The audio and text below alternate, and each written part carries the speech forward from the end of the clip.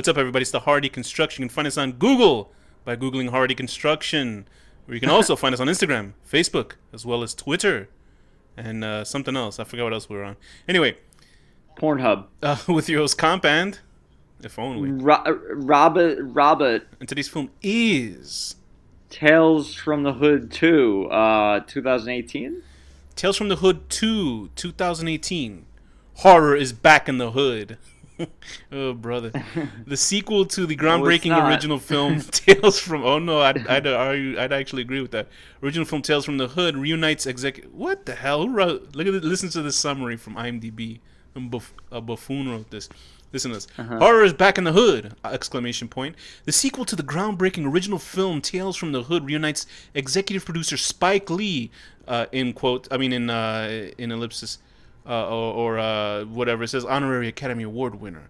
And writers, directors, producers Rusty Cundiff, I like to call Rusty Cunt Lips, and Darren Scott for an all-new, gripping, horrifying, and oftentimes devilishly comical anthology. It's not over yet. Keith David stars as a contemporary Mr. Sims to tell blood-curdling stories about lust. I think this guy wrote it himself. Greed, pride, and politics through tales with demonic dolls, possessed psychics, vengeful vixens, and historical ghosts. Mr. Sims' haunting stories will make you laugh while you scream. It doesn't say who wrote that, but I'm pretty sure somebody who worked on this wrote that. Yeah, like usual, usually they do. Anyway, so why did I pick Tales from the Hood 2? So I don't know, man. Why? We saw two really good films recently, two good South Korean movies, and I had seen Tales from the Hood. I think probably 2 weeks or 3 weeks after it came out on Netflix. I saw the first two stories, and I was like, "Woof, that's it for me." So I just turned it off and didn't watch it again. Then I thought, what is something that can bring us back to watching terrible movies, like, once in a while that we do in this show. And I said, let's do Tales from the Hood 2 because those first two stories are really bad. You know what sucks, though, is like the first one is great. It's fantastic. Okay, listen, and it's the same guy that made it. I don't understand. This movie came out of nowhere because I remember going on Facebook one day and there was already for Tales from the Hood 2 and it's coming out soon. I was like, what? I was like, I thought I'd be like, whoa, what the fuck? Like, because I love Tales from the Hood 1. Tales from the Hood 1 is... Yeah, it's a great movie. Tales from the Hood 1 is Get Out before Get Out. Do you understand what I mean? Like, we've seen it. We reviewed it on this show. And Tales from the Hood is a socio-political commentary on race relations. But it's not... This movie, I think it... This movie is like... This movie should have... I can't even imagine what the guy was thinking. This movie should have came with a mechanism that allowed it to, it's on some sort of pulley system and a night and no, like some sort of pulley so it can beat you over the head, because that's what this movie does. It beats you over the head with the fucking story, and boy, and then it randomly is like really silly, out of place also. Like, it's bizarre. I remember seeing, when I saw the trailer, I was like, oh, this is not good. Because then they were, trying to put Easter eggs in the trailer of, the voodoo dolls from the first film. They tried to do that, and I was like, oh, brother. That was in there for, 2 seconds. Yeah, with no actual, there was nothing, they didn't do anything. It was just there as an Easter egg for the first one. So anyway, this movie, they got... Clarence Williams III, who played Mr. Sims in the first film, who was fucking awesome. If you remember, he was also the bad guy in Half Baked, a fantastic movie. But anyway, he's not in this one. And what we got... Is he alive? Did he die? No, I think he's still alive, actually. Yeah. And replacing him is an actor who I actually like very much, but they misused him terribly in this movie. They used Keith David, and he's in The Thing, and also in They Live. Yeah, Keith David is just fucking incredible. He's also in this movie called Men at Work, which is Emilio Estevez and Charlie Sheen. I've seen that. That's a great movie. That's years ago. Holy shit! That is a fantastic movie that nobody. That's where they find a dead body in the garbage or something, right? Yeah. That movie is so good. I'm not kidding. It's been many years. I don't go out. Yeah, I don't go out to go look for Charlie Sheen movies. But that's a great movie. Well, was Charlie Sheen, or is it only Emilio Estevez? No, it's Charlie Sheen and Emilio Estevez, the brothers. Okay. They're actually. I associate it with Weekend at Bernie's, even though I know that I can see actors. why. It can sort of in the same sort of vein of weird comedy. Anyway, that's a great. Go watch that movie. Men at Work is great. But you also like Weekend at Bernie's. And watch Weekend at Bernie's. Yes, that involves necrophilia. So it really Oh, does. yes. Remember the girl fucks? It really does. Oh yeah. So anyway, That's great. I remember one more thing. I remember watching Beavis and Butthead. In it, they had a trailer for Weekend at Bernie's, like 5, and it was the two guys, and you see this rotting corpse in between them. It's very funny. Anyway, so this movie, Tales from the Hood 2, it is, oh brother, Rusty Cundiff. It says directed by Rusty Cundiff, but Darren Scott I almost does. like feel bad for him. I Like, do too, don't because know what- obviously I don't know what happened. the budget went to hell for this movie. It went. But that's a bullshit excuse because It the is. movie we're about to review after this, for next week, is like Yes. the lowest budget ever and a good movie. Yeah, and they did, and the special effects on that one are great too. But anyway, that's Yeah. Catsick Blues. So go watch that while we're talking about this. We'll see a good. Well, it's debatable whether we'll say it's good or bad. But anyway, this movie is obviously a humongous downgrade from the first film, where the first one, it wasn't beating you over the head with the allegorical details. Obviously, you're learning a lesson from each storyline. Like just as a simple callback to the first movie, it was the main story that went around. It was these 3 guys that heard that their drugs were left or found at a funeral home. They meet Mr. Sims. Mr. Sims opens up these caskets. He tells them 4 different stories. First one is about like a social justice guy, like sort of like a guy who was wasn't the first one about the kid who's had the abusive stepfather? No. Remember the first guy was the one who gets killed. And he's like a political guy. And or the cop, yeah. I think, turned his eye to it, like turned away from it. So then he got fucked. So he just kills 4 cops and he turns one guy into graffiti. The second, that was my least favorite one, but watching it again, I thought it was pretty neat. Second one was about was it about the dolls, the racist, the monster dolls? Yeah, that they were in like a plantation. This house. white guy who was a racist, political dude moves into this. He was running for office, and he moves into this house, and it has these dolls of these slaves, and they attack him. The third story had to deal with the abused boy who was able to draw stuff and destroy it and stuff like that. And then the fourth story had to deal with, which was the most like obvious one, was about this gangster who reflected on his past deeds and didn't want to, atone for them. And that was the guy that was the victim of the main guys. We're spoiling the movie. So that movie, those storylines, they obviously had a message, but they weren't like.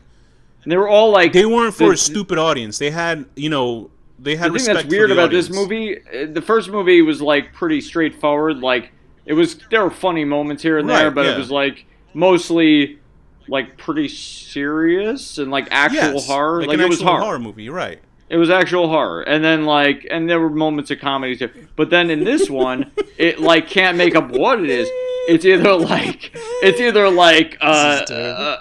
like beating you in the face with like very obvious like Social racial commentary. lessons, so like but like not even like subtle. Like it's not even like they're having characters do things. It's like they're having monologues, like Ayn Rand style monologues. Yes. And the thing is.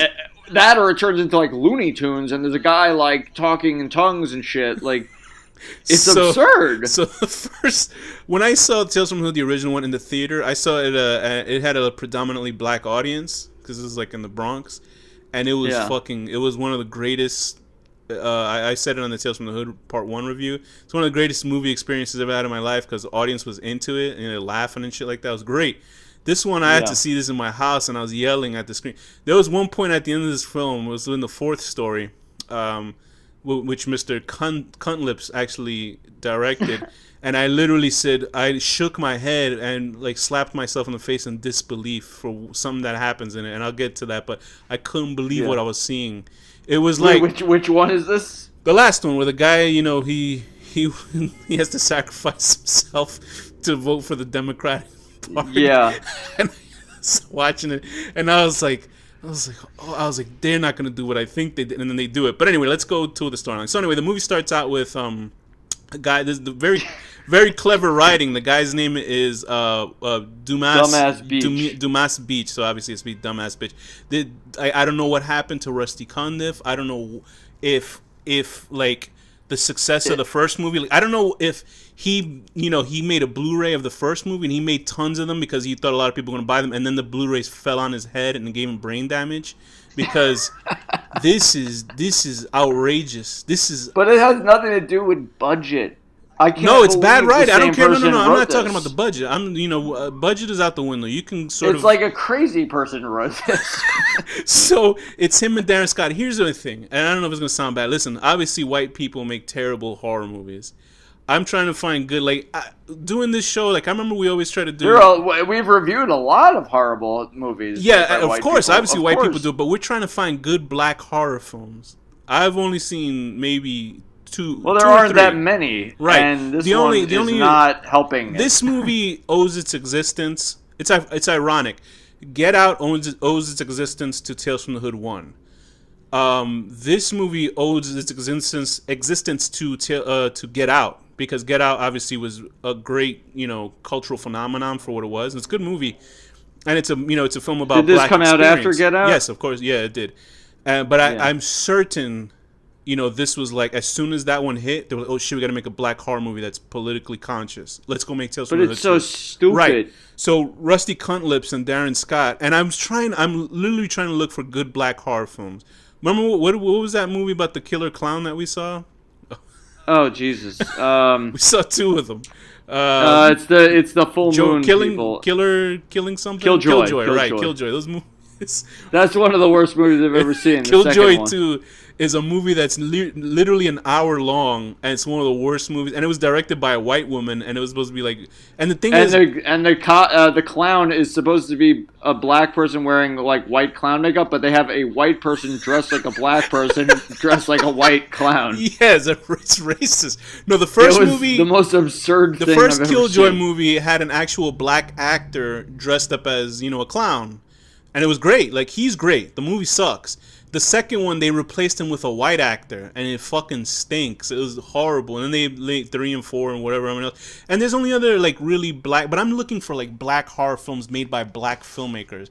And there's a... Yeah. And, I can't really put... There's not that many, unfortunately. I know, I can't put Candyman in it. This movie sucks. I know, and I can't put Candyman in it, because Candyman's a fucking dope-ass horror movie. Well, Candyman's, one of the best villains of all time. Of course, and they fucked that guy, Tony Todd, and now you see him in Death House. Anyway, but that's his choice. That's more.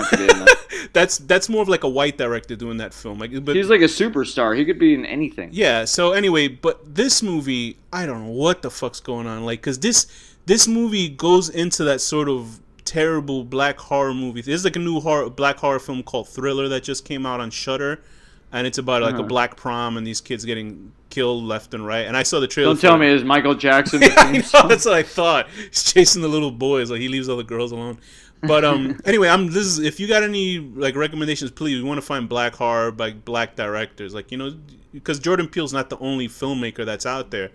And there's these two guys, these two African American directors that did From Hell, which was a who the hell is that? Jack the Ripper film, and it was good. I don't think it was that close to the source material, which was an Alan Moore book, but it's a good movie. Okay. It's a really cool movie about because it's you come with those inclinations. I've heard of that. Yeah, it's a good movie. It's a good movie. It's with Johnny Depp. Anyway, so this film, we're finally talking about it.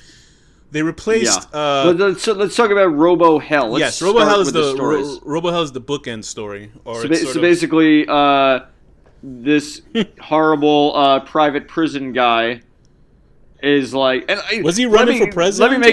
Let me make it. No, he's just a guy who owns private prisons. I thought let me make it very clear here. Go ahead. He would have voted for Trump. I actually agree with all of the social commentary in this movie. In what way? You don't agree with the Trump guy. No. I'm saying I agree with I agree with the filmmakers' points. Right. But they're just doing it in such an unsubtle, clunky, fucking stupid way. They're treating it like the audience is full of stupid people. Yeah. It's I don't need it spoon-fed to me. It's I came to watch a movie. Don't fucking read me a monologue. Anyway, so they have this caricature, horrible prison guy, and he has a robot, and Satan, but you don't know he's Satan at this point, is going to teach the robot lessons, so it's better at filling the prisons with black criminals. Basically. Yeah, so basically the stories learned by this robot will affect its artificial intelligence so that it, learns, I guess, in some way to have a moral compass. That sounds ridiculous, but anyway, Mr. Sims goes and he starts telling his stories, and that guy, the Trump guy, is like grabbing his workers' asses and smelling his fingers. It's so like over the top, like it's like so over the top. It only gets worse from there. Anyway, so the first story. What's the first story? I literally forget. Oh, the golly. It's the good golly. Oh, Jesus. This is bad. Christ, this will let you know. How, I couldn't believe it. Yeah, it's really bad. Like at first, it started out and I was like shocked already, but it gets so much worse. This lets you know how bad of a ride you're in for with this first story, which is basically this white girl and her black friend, and then I guess it was her brother or something like that. The white girl's brother, who was trying to hook up with the black girl. They end up at this place because it's like a old museum about African civil rights or something like that, and it has all these like sort of racist toys that, you know, so people don't forget what kind of shit black people went through, obviously. Anyway, so there was all these. They actually had some of the little monsters from the first film, the little puppets that they had, and they had this thing called a gollywog. And I thought a gollywog. You could see the difference of quality from the puppet from the first film. Oh yes, because the gollywog I thought was a European thing. I'm not sure, but I remember hearing this. I listened to a paranormal podcast, and there was this guy's story where he was in his house late at night as a kid, and he saw a gollywog, which is basically like a racist caricature. It's a fictional character created by Florence Kate Upton in the late 19th century. Okay. So yeah, it basically looks like, you know, when people do blackface and stuff like that, it's got the red lips and the blackface and the kinky hair, and it looks like spooky. Like if you saw that in real life, I'd be like, what the fuck? And I start running. And anyway... So anyway, this girl, the white girl, wanted a gollywog doll because I think she had a nanny or something that gave one to her and she lost it or something like that. I saw the first two stories a long time ago, and there was no way I was going to put myself through that shit again. Anyway, the whole gist is you didn't? You asshole! I did see them. This was like months ago. I saw the first two ones, so I did see them. Okay. I saw them. Oh, God, I'm so fresh on it. Oh. So what ends up happening, it becomes some sort of... Like, they're stuck in one room. And then the gollywog turns gigantic and starts killing. Well, this guy, the guy comes out and gives them like this very like in your face racial lesson. And I've seen that guy before in the past. He's a good actor. In this one, he is a good actor. Like, and actually, at that point, I was like, okay, the acting, like the girls are horrible. They're terrible. But they're hot, that guy is like, okay, he's like actually like doing a good job. He does a good job up until the very last part. But right. I was like, okay, I don't know where this is going, but it's okay now, maybe. And then it just turns into the girl, like the girl's reactions make no sense. If you saw a giant gollywog and it had an angry face and just killed people, you're gonna be like, oh, I love you, and like grab its face. Then she has sex with it. Then she gets pregnant and explodes, and then the and they start exploding out of her, and the guy comes in and he's like laughing. Yeah, he's like laughing. And I was like, "What did I just see? Like, what the fuck is?" It's going honestly on? like one of the dumbest things I've ever seen. Terrible. That's the first one. That's I forgot that this was. Usually we put Thea on when we do these horrible anthologies. We should have put her on. She would swear off coming back to America if that was the fucking case. Wait, so what would you give that 1 out of 10? Oh, I give it. Oh, can I give it less? Of course. I get honestly. Okay, but I have to measure it against the other ones. I'm gonna give this a 1 out of 12. 1 out of 12. Having completely irrational reactions to the cheapest looking doll face I've ever seen in my life. Yeah, I'll give this a negative 1 out of 76. Trying to get laid with your opposite ethnicity girlfriend and being racist. And it actually works.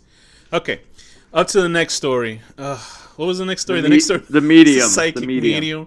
Oh, this one man, is this is so bad. stupid. The special effects on this one is outrageous. Anyway, so this is okay. Give us the premise. When this one started, I actually was like, okay, we're going in a good direction. Like I was thinking, no okay, way. this is all right. After that first story, you were like, oh, okay. No, I mean like the thing is, all of these have moments where it's like terribly optimistic during this film. Yeah, no, I kept trying to cling to my anything. optimism was gone in the trailer, so go ahead. Because all of these films, all of them, have at least a couple of moments where there's either good acting or a point I agree with or something, but then they just devolve into nonsense. Yep. It's insane. It's really bad. It's completely inconsistent. Anyway, this is about a fake medium. It starts out with these three thugs trying to get information out of this one guy who I think he had money. Yeah, you sound like you're talking from a different dimension. He had three guys are intimidating one guy by asking they're beating him up. They want to find out where some money is or something. And they kill him, and then they say, "Hey, what's the best idea of getting information? Let's hire a medium, and he can talk to his ghost." Because a ghost, so this is like a John Edwards type of guy. A ghost in hell would tell the guys who killed him where he's hid the money. Okay, that makes complete sense. Very good writing. Anyway, I can't believe this guy, Why didn't I think of that? I mean, you could believe that that's stupid. I don't know. I thought it's very stupid, but it was way better in the first movie. So is what I'm saying. The medium in the film was played by Brian Batt, and I've seen him in a bunch of things. I don't remember, but I do recognize that I've seen him do stuff where he's affecting a black accent. Like a white guy, hey man, what's going on? Doing that. I know I've seen him do that before. I found him highly annoying. So to me, watching this, I was like, okay, I think I could have sworn he was like a stand-up comedian. I wasn't sure, but I guess he's not. But I know I've seen him do this sort of act before where he's like, hey brother, hey, what's going on? Like a white guy doing it. It's some Saturday Night Fever musical. Most recently, I saw him in the Scream the TV series. But I've definitely seen him in a lot of things. He was in 12 Years a Slave. I wonder if he did the same thing in that movie. Anyway, so he's playing this phony psychic, and he's very well known, and he's with his wife, and the three thugs come in, and they try to intimidate him, and he ends up actually getting possessed by the dead man, and the dead man uses the way it happens is so... I couldn't believe what I was seeing. His magic ghost powers to kill three guys, and he's speaking in their voices, and it's so silly. So the psychic guy, I guess his spirit has disappeared, and he is now possessed by this dead black guy from the beginning of the movie, who all of a sudden becomes some sort of fucking stereotypical man-tan step and fetch it voice. He talked like a normal guy in the beginning. You know the guy that gets murdered and he turns to a ghost. He was, oh man, he's like a normal man. And then he's like, hey man, what's going on, brother? And I was like, what the fuck? Yeah, they turned him into he didn't talk like that when he was alive. So why the fuck is he all of a sudden talking? And the weirdest part is that they're trying to threaten to kill the girlfriend to get the ghost to talk or whatever, and the ghost uses psychic powers to kill them, whatever. But the girlfriend is completely unfazed that one, her husband is back from the dead. Two, he's using psychic killing powers to kill everyone around him. Three, he's in the body of a white psychic man. She's not even fazed by it. I mean, I don't know if she believes that he's actually. Well, I mean, no, she believes it. That, he's floating tables, and he made the guy's head Wait, did spin she get around killed, and or shit. Did she live? I forget. No, she lives, okay, and she goes. She's totally cool with being with him in the so she's psychic. Fine with her husband being like. And the thing is, how much life does that guy? The guy's probably 50. So the black guy who was actually younger warped into the body. A guy's in 50. And then the guy goes on the TV as the psychic, and he's calling the audience motherfuckers and stuff. It's so stupid. I would believe that it was written by a white guy. That's how bad the writing was, of the black characters. I would almost imagine it was a white guy from the 80s going, hey, let's watch these black guys act goofy, man. And they just, what am I doing a black guy's voice for? You just did Bill Cosby. Was it? I just picture some guy in a suit doing a line of coke and writing this. Yeah, totally. He's asking his fucking his chauffeur about the black experience, and that's what he's writing. In the 80s and shit. Anyway, so that's a terrible story. That one's another -1 out of 77. 1 out of 70. The first one was out of 76. So you say this is worse than the first one? Okay. Okay. You know what? No. You know what? I'll give it a -1 out of 72. Okay. Wait. Let me pick a -1 out of 72. Being a normal speaking African American man who, I guess, in the afterlife, it suits you better to speak jive. Yeah, I'm gonna give this a 2 out of 25,000. out of 25,000. That bad? No, it's not that bad. I'm gonna give it a 2 out of 25. Okay. 2 out of 25. Seeing your husband's ghost possess a psychic man and then kill his enemies with telekinesis and being completely unfazed. Yeah, it makes sense. You must have seen that a lot of times. The third story is a very short Me Too storyline where these two guys go. They're like the worst. There's no way that shit was written for them. That dialogue in the beginning, it had to be like, all right, you know what? You're gonna talk about fucking these girls and you're gonna go to their house because you met them on Tinder. That's the only writing I believe that happened for this film. This sequence. So these two guys are in this car. One's a white guy, one's a black guy. And they're like, oh, I met these girls on Tinder. And the guy's looking at his photo of it in the car. Here's the funny thing. I just realized this part too. Okay, we'll get to that story. What? We'll get to the plot anyway. So these guys go to these girls' house. They're partying. You literally see a full game of Cards Against Humanity. Yeah. It's literally like... They're killing time by actually... it was like 5 minutes. Yeah, the girl was actually reading the card for every person and their answer. She's like, what? She'd read a whole phrase, and she kept reading the phrase. I was for each honestly, character. a little shocked by how long they went on. It was badly done. And anyway, so they put their rape drugs in the girls. Like, so maybe that's why I invoked Bill Cosby earlier. Bill Cosby. Yeah, this is you knew this was coming up. This is the one that Bill Cosby probably said, I'm going to write a special story for this movie. You see Bill Cosby, in his prison cell, watching this scene over and over? He loves this movie. He consulted the movie for this scene alone. So they put drugs in the girls' drink, and then I guess the guys are actual... not only cretins but super cretins that they film it on high-res cameras. And they have a surprise for themselves because when they look in they look on the video monitor, they see nothing but floating underwear. So the girls are vampires, and I wouldn't mind the floating underwear. They're sounds kind of hot. They're predators looking for other predators. So I'm not gonna blame that storyline. That's not a bad idea. It's the execution that's bad. And here's the thing. So then they get drained of their blood, and then they get put down to this pit, much like the superior people under the stairs. And this pit is full of ravenous zombie Wasn't this people. something like this in that movie X or something, or XX or... Oh, yeah, that was with the people that they cut their Achilles heel out. That was like a town full of weirdos that... Did we review that movie? Yeah, we did. Or I watched we did review it. Yeah, we did review it. But that was like some a cult girls people. that were vampires that killed people. I don't know. Anyway, so the thing that I picked up immediately after, and a second thing I just picked up while thinking about it, is that they look at a TV screen with both women on it. Meanwhile, you couldn't see their reflections on the video screen. Yeah, actually, whoa, and that's true. But then also, I just realized the photo of them on the camera that he had, you could see them on the camera as well. Yeah, what the hell?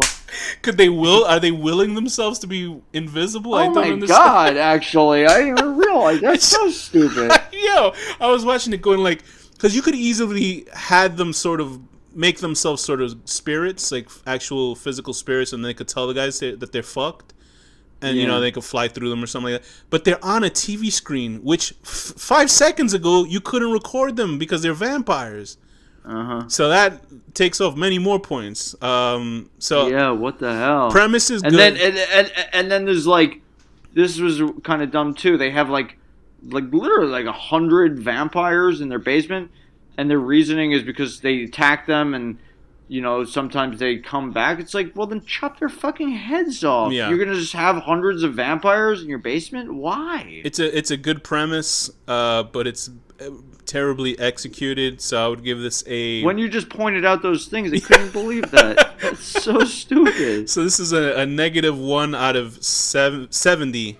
Negative 1 out of 70. Willing your reflection to be caught on camera at will. Stupid fucking garbage movie. I'm going to give this a 0.5. The girls were hot though, so. They were hot. I'm going to give this a 0.5 out of 15. Okay. 0.5 out of 15.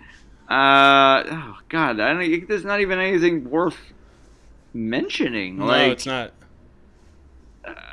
I think I'm going to leave it at that. Okay, what's the next story? Is the next okay? Yeah, the next story is the last one, right? Is that the one with the? This is the like really over the top one. This is the one where they like, oh, bro. Now I know. Like after I saw this, now it was kind of cool at first. No, it's good. No, it's a. Here's the thing. It's good up to a point, but it's like the budget shows very terribly because Rusty Cundiff, I think, did all the stories he did the whole film, the first movie, and the movie looked good. Like it looked like it had a lot of like good camera work. Obviously, the good lighting and everything. This shit looks like they just gave him a camera and said, "Here you go, like a little DSLR camera. Said, here, shoot whatever you can." This is what it felt like, and it looks so pedestrian. It looks like something out of like some cheap fucking Lifetime channel or like BET show.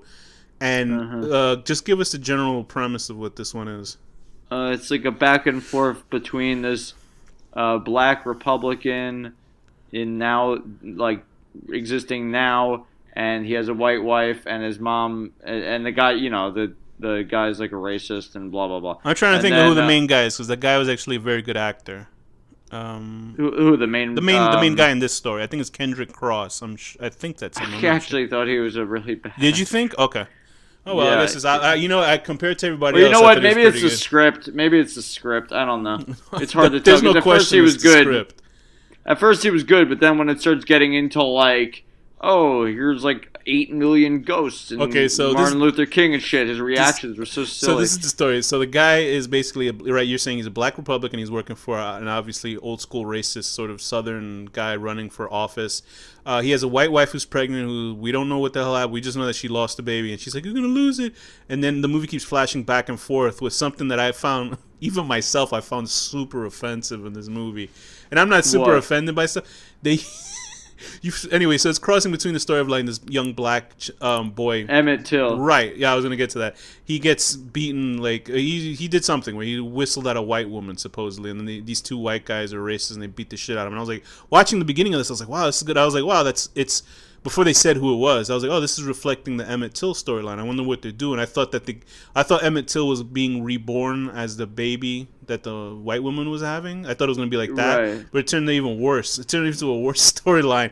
The fact that this lady was afraid because she said if this guy lives and the baby will die, for some reason it'll cause a huge time rift. Yeah, and why? I was like, okay, that's an interesting sort of premise. And then when they said who it was, I was like, he goes, I'm Emmett Till, and I was like, oh, oof. I was like, oof. I was like, it was almost like I was thinking, I was like, this is like putting like Martin Luther King in a karate movie. And then I was like, and then they do put Martin Luther King in the movie. And I was like, they put the 4 little girls that died from this. Here's the thing, okay, I looked at this like. When I saw this movie, like I'm not one to speak on the black experience in America. I can't talk. I've never gone through. I've had racist shit happen to me from white people and black people. Racist shit towards me, but I haven't lived as a black person. I hope some of it was from me. But anyway, but I don't know what the black experience is, just like I don't know what the white experience is. But obviously, it's still going on in this climate, but.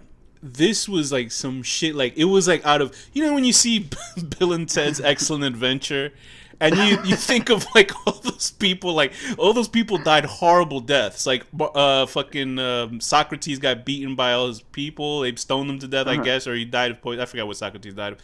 But I went to his prison in Athens. Socrates, as they called him. Joan of Arc burnt up alive. Abraham Lincoln got shot in the head. Billy and the Kid got shot. Anyway, so those old people, and it's a funny light comedy because they're sort of like they're with Bill and Ted and they're adventuring. You're meant to get stoned, right? And Abe Lincoln says, "Party on, dudes!" Stuff like that. San Dimas High School rocks. It's a fun little movie because we see those people as they're way, way, way before our time. They almost take this sort of who's that guy with the giant ox? Who's that motherfucker, the giant dude with the axe? I'm talking about like they become this sort of iconic. They become beyond human, sort of like Martin Luther King is. You know what I mean? But that using these people in essentially like a Hillary Clinton ad to vote for Hillary Clinton, it's like woof because they were like, and the whole premise is bizarre because like this one guy, because he's helping suppressing voting thing, he has to die. Essentially because he's fucking up the black experience because like Emmett Till says, oh, I can choose to live It's a weird, convoluted time traveling shit going on. Somehow Emmett Till had like a psychic thing when he was being beaten that he knew yes. that hundreds. I'm not laughing about Emmett Till getting beat. I'm just laughing at how they just disgustingly he somehow took knew that this guy's 75 story. years later or something that this idiot would be abusing what Emmett Till died for. Right, and like for Emmett Till to pick a random guy dealing with random politics, he's dealing with that guy. He's not, you know what I mean? He's not dealing with somebody that's probably in a bigger position. Do you know what I mean? Because I guess Condoleezza Rice. Yeah, you know what I mean? People that are like real turn fucking coats. Like not Candace like a guy Owens who's going to be like the mayor of some random town. Yeah, and it doesn't mean. And the thing is, these are black writers and black directors and stuff like that. And it's just like, I understand what they're trying to do. They're basically saying, don't sell out your people. Yeah, but they're doing it in the clunkiest, silliest ways possible. Make a fucking movie. Because this was obviously this was directed by Rusty Cundiff, and this was supposed to be the most impactful story, like the gangster in the first one. Yeah, I feel bad because I get what he was going for, and I agree with all the points. Of course, and it's very nice and touching, but it's just this isn't well made. Even I thought that shit was in bad taste though. When they had the 4 little girls that died in a church bombing, and I think that was a nod towards Spike Lee had made a documentary about it was called 4 Little Girls. It's about these racist pieces of shit that blew up black churches, which is not fucking far off of what's been happening now. And it just happened in fucking North Carolina, South Carolina. Yeah, and it was about these 4 little girls, and watching it, going, oh my! I was like, Jesus Christ! Like they're using it for this weird horror movie. Like I was like, oh, man. To me, I was like, if it was like a well-made movie, then it would be okay. Because Emmett Till's storyline, here, I'm sure people African American listeners, if they got mad at us for telling us what a black writer should do with black sort of iconic people, okay, fine enough. It's there's black writers, and then there's just being a writer. You have to be a writer. Good writing. That's it. And I'm not saying I'm some bleeding heart liberal, because listen, I can't stand fucking the right or the left. I can't stand you're insane. The right is more insane than the left, obviously. And I understand their point here, but they were basically you should just vote Democratic and don't think about being independent. Just do it. And I was like, oh no. And the fact what happened to Emmett Till, if you really read what happened to Emmett Till, man, it's this woman basically bullshitted that he whistled. Did she admit it was a lie? She did. She admitted it, and people are trying. That was recently. Yeah, right? She's still alive, and people are trying to find ways to get her ass in jail. But you know how fucking life is. Nothing happens. So Chop off her fucking hands and feet and let her crawl through the rest of her life. The guys that actually did it got off, and they were oh, they were talking about it out in public, nothing. And that shows you, the black experience in that area is just terrible. And this movie has him coming up being some sort of psychic super powered character. And I'm like, oh man, to me, I felt like that was fucked up. And the Martin Luther King, the guy didn't even do a good Martin Luther King voice, but whatever. So yeah, they used that. They used Emmett Till's mother. I'm not one to speak on it, but I thought that was just sort of oh, this sucks. I was like, this is bad. I mean, that part didn't seem offensive. It was just more what a waste of storyline. Yeah, so basically, and then because probably the best one of the blacks. This is the best one out of all of them, but it was just in bad form. So then what happens is I'm Latino, by the way, so I can't. I'm talking about and I'm a dirty Danny's Jew. the white boy here. I'm a dirty Jew though, so it doesn't matter if I'm white. So the weird storyline is that if Emmett Till lives, I guess they put it in a sense that the Ku Klux Klan become militarized. So are they saying that it's good that Emmett that's Till, basically where we're at now. Look at the I know, but right now. They're literally fucking 1948 super cop Ku Klux Klan. So is the movie saying that it's good that Emmett Till died because his sacrifice it's saying that if he hadn't died, it might not have sparked the civil rights right? Which is maybe true. And anyway, so they come around, and for some reason, the main guy has to sacrifice his life. So that means he's beaten to death by people from an alternate dimension, and then he shows up in his current world dead. and everybody's just standing over him, looking at him. He's beaten to death in another dimension, and then he's dead here. How do you explain that? Like, what? Hey, they don't care to explain it. They're still gonna vote for that racist mayor guy. I bet you they still will.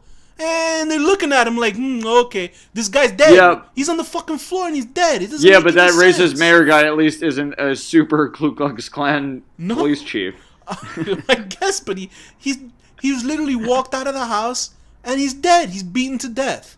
And the pregnant wife is like, I'm proud. His mother's like, I'm proud of you, looking at his ghost. There's this random old black guy who can see ghosts, and he's like, oh, I'm proud. I was like, oh my God, like, this is so stupid. The more and more I'm thinking about it, I just literally saw it like half an hour ago. It's terrible. Yeah. It's awful.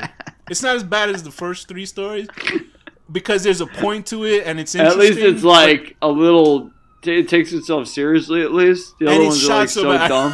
I know I laughed at the part when I didn't realize that the worlds had shifted. And the white doctor came, and he said, "That's not your baby," and he got all racist. I was like, "What happened here?" I was like, "Did the doctor not know that was his son?" It's just very, very, very bad. So I would give this one a. The premise was interesting, but they did not do it the right way, and I thought the use of the real people was sort of fucked up. So I'll give this a 2 out of 12. Your nice white doctor suddenly becoming violently racist. Okay. And it is directed by Rusty Cundiff, but then he loses major points for the next one. So what's your rating on this one? I agree. I'm gonna give it a 2. I'm gonna give it a 2 out of 13. I'm gonna give it a 2 out of 13. Being married to someone, and then due to them supporting, closing voting booths so they could become the mayor of some town no one's ever heard of. Yeah. Suddenly the world shift, and now she is calling him the N-word. Oh, brother. So I guess that's the final story. The wraparound story ends with Robo Hell. Dumas. This is also directed by Rusty Cundiff. I don't know what the fuck happened. I don't know what happened to him as a director. Anyway, so this movie's basically trying to redo the ending of the first film, where Dumas Beach has this robot. It's supposed to be some sort of weird RoboCop. It's the worst grab. It's like something out of Big I actually thought it wasn't that bad. It's like when he starts running out the building, it was terrible. It's like, I thought it was pretty funny. It's like something out of Big Bad Beetleborgs, like not even Mighty Morphin Power Rangers, like lesser than that. It's a CG robot. They could have a regular. Like I was looking at the robot, and the robot's designed shitty. I think the robot looks the way it looks because that's the only amount of money they had for sort of the effects that they had. Like if they had a lot of money, totally CG. It's not real at all. I don't think it is. When they first, because I know the robot. I mean, obviously the lasers are CG. The eyes looked cool. I like that part, but other than that, it looked like shit. So I don't know what was it called? The Robo. I thought it looked kind of cool. I don't know. All right, fine. Okay, I'm not gonna argue. I mean, look, I'm trying to find anything I can to like about the movie because I wanted to like it. So me too. I wanted to, but I'm telling you, it's just bad. Anyway, so this robot, Dumas turns on the robot, and the robot is able to sense people's threat level to American citizens. It finds illegal immigrants. So first it finds a couple of low crime guys, like guys who stole shit or whatever. What's so strange is how these people just get up and leave, embarrassed. Then they said illegal immigrants and illegal immigrants. And cops escort them off. Undocumented peoples, as we're supposed to say. And then the robot says, threat level for, I forgot what is the threat level was, but it was like to kill them. And then they didn't even immediate, clear, and present threat to American civilization. They didn't even have special effects for squibs or blow. Getting somebody remember the robot in RoboCop, the giant one, Ed 209, where you just shot that guy. I love that. That's what I was expecting here. You didn't even get that. You got prism colored lasers, and the people would just drop to death. It kills his 2 aides, and he runs out. He just runs the street, and this horrible CG robot is chasing him, and then Mr. Sims, Portafoy Sims, picks him up in his Range Rover, and for some reason, Sims is saying throughout the whole film, he's saying shit. That line in the first film. Here's the thing: why does he keep saying that? There's a world of difference between Clarence In fact, I was gonna call him Clarence Thomas. What the hell is Clarence Thomas? Is that pervert judge? Clarence, whatever the actor's name. I hope I didn't call him Clarence Thomas in the beginning of the review. Anyway, that guy in the beginning, in the first film, the three thugs are like, he goes, "Where's the shit?" And he goes, "Oh, the shit. Yes, the shit." He does that, and that guy's performance was so fucking good in the first movie. He's awesome in the first movie as Mr. Sims in the first one. Here, Keith David, who's an actual very accomplished actor. They didn't give him much because he probably just saw the first film and said, "Oh, okay, I'm gonna do the shit too." Like, this is Spawn, this is Spawn from HBO, and he's like, he keeps saying the shit, and I was like, oh, like they're just calling back on that one line, and he keeps saying the shit like this is a movie designed for people smoking weed, laughing or something like that. If you want to see that, go see fucking Snoop Dogg's movie. We got to do that movie. That's a black with the orange blood. Yeah. What the fuck was that? I forgot the name of that movie. I saw that in theaters and I couldn't believe how bad it was. Oh boy. Anyway, so he keeps saying that line, and then the white guy who has a black guy save his life, he calls him the N-word in his own car. So I don't understand the point of that. It's obviously to beat the viewer over the head. Go, hey, this guy's racist. They should have had a arrow with the word racist on it come on screen when he comes on. They should have CGI'd a red hat on him. Remember how great the first one was, where the three guys. That guy says the whole thing. Goes, and they see themselves in their own own corpses. He's like, this ain't something. He goes, this ain't the Terradome neither. And he goes, welcome to hell. And it's a whole fucking epic scene where the whole area burns and goes to hell, and the guys are there standing, and it's in hell, and there's people, and he turns into a giant demon. Even the fucking intro credits of this movie were absurd. Yeah, so with bad. With the fucking It cheap, looked like... They look like screensavers for Windows or something like that. Yeah, from that's the exactly 90s, it. It looked 2000s. like a Halloween screensaver. So in this one, he goes, welcome to hell, motherfucker. And instead of turning into a demon, he just lifts out of his chair and puts his face closer to the guy, and his eyes turn red. And then some cheap demons pull the guy out of the car. And then it cuts to him in hell laughing. And I was like, this can't be. Like... I must be in the fifth story of this movie that I don't realize it, because boy oh boy is that and then it ends with a death metal rap song at the end, because people still think metal is part of a horror movie, or maybe they think that African American think that white people make metal music because it's evil or something. There's always that weird connotation. I always thought metal music has no. I don't like metal. Doesn't need to be in horror films. Metal by itself is great. But when you put it in horror films, it just becomes cheap to me. And there's no better way of showing that with this fucking movie. I'll give the movie a fucking -3 out of 60 billion. This movie fucking sucks. -3 out of 60 billion, just from a trailer alone, which should be cut to get people to watch it. I'm gonna give this. I give Robo Hell specifically that. Oh right, story. I didn't do that one. Go ahead. I give that specifically a 1 out of 1150. Yeah, I'll give that one a 1 out of 1150. 1 out of 1150 rainbow-colored lasers shooting out of fucking Lego robot. I'll give it a 1 out of 1152. The number 2, not just the word 2. Grabbing your assistant's buttocks and then smelling your hand and then licking your fingers. But this movie gets a 1 out of did I say 2 or 1? 60 billion. 60 billion. 60 billion with the trailer jokes. Okay, and you? I'm gonna give this a 1 out of 55 trillion. Okay, I can't argue with that. There's no lie in that. There's no rating low enough for this movie. No, I mean, this is better than Birdemic 2 or probably Killjoy 2. I had fun with those movies though. We laughed about it. Yeah, I guess that's true. Is there some sort of person that died famously? Do you think John F. Kennedy is gonna come to us as a ghost and say, I can dodge those bullets and never see this movie again? Okay, that's pretty bad. Anyway, go ahead. I'm gonna give this. I feel bad about that. A 1 out of 50 trillion. I don't. That was super offensive. I can't even think of how to rate it. It's such a bad movie. I'm sorry. I feel bad. Okay, that's answer enough for that. So with that, Danny, what's the final word? Just Go see the first one. Yes. Go watch the first one. First one's again. great. Tales from the Hood one is fan. Just watch it Use over the and over. first one to wipe your palate clean. Exactly.